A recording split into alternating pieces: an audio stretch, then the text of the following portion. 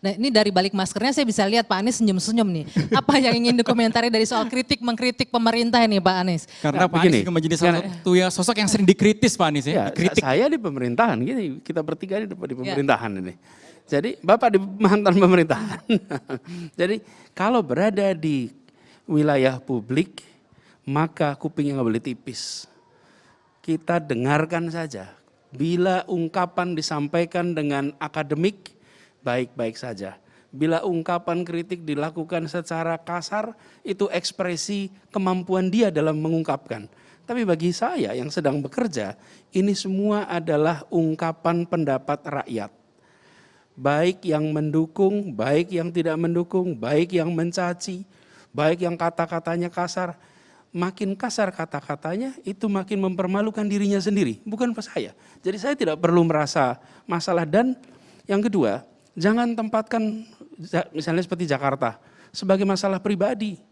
Jadi ini Jakarta nih, saya tempelan di sini. Gitu ya, jangan baper. Ya, jadi jangan bawa perasaan. Ini Jakarta nih, ini kita bahas nih. Ada yang mengatakan plus, ada yang mengatakan minus. Saya sedang diamanati selama 3 tahun terakhir ini mengurus masalah di Jakarta. Apakah masalahnya baru mulai 3 tahun terakhir? Tidak, masalahnya sudah ada lama. Dan kemudian ketika orang mengkritik, rileks saja. Anggap itu bagian dari ungkapan pandangan. Karena itu saya ketika melihat ketika ada kritik keras, kemudian ada bahkan caci maki. Diserang buzzer juga sering ya di sosial media. Ya, bahkan begini, makin keras itu sebetulnya ini adalah catatan yang akan dibaca oleh anaknya dan oleh cucunya di kemudian hari. Dan ketika saya hari ini menjawab, jawaban saya juga jawaban yang akan direkam. Ini beda dengan dulu ketika catatan itu tidak ada.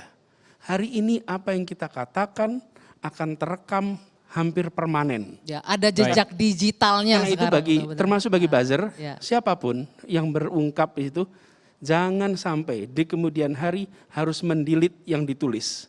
Ketika seseorang mendelete yang ditulis, maka itu sebenarnya dia sedang mengatakan saya malu pada diri saya sendiri. Nah, jadi saya kalau melihat ini proses demokrasi. Dari dulu sebetulnya ada ini, Mbak. Apa bedanya?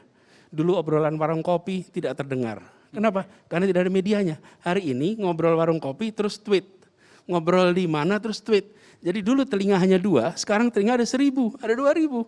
Tapi kritik itu bukan hal baru. Kalau berada di wilayah publik, maka dia harus siap untuk menjadi kotak pos kritik dari siapapun. Nah ini menarik nih. Dan ini aneh, betul-betul aneh. Ini bukan kampanye, tapi saya sampaikan sini.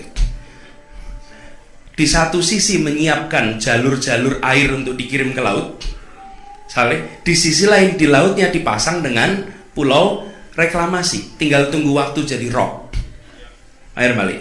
Dan ini melawan sunnatullah. Kenapa? Air itu turun dari langit ke bumi, bukan ke laut.